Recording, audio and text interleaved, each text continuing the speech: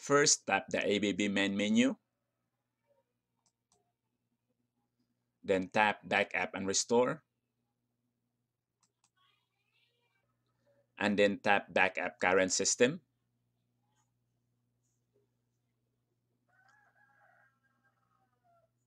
Change the name of your backup. And change the storage locations of your backup. Tap ABC. Change the name. And then click OK. Tap the arrow.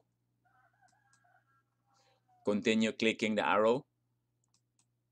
And then tap the removable that is USB. Then OK.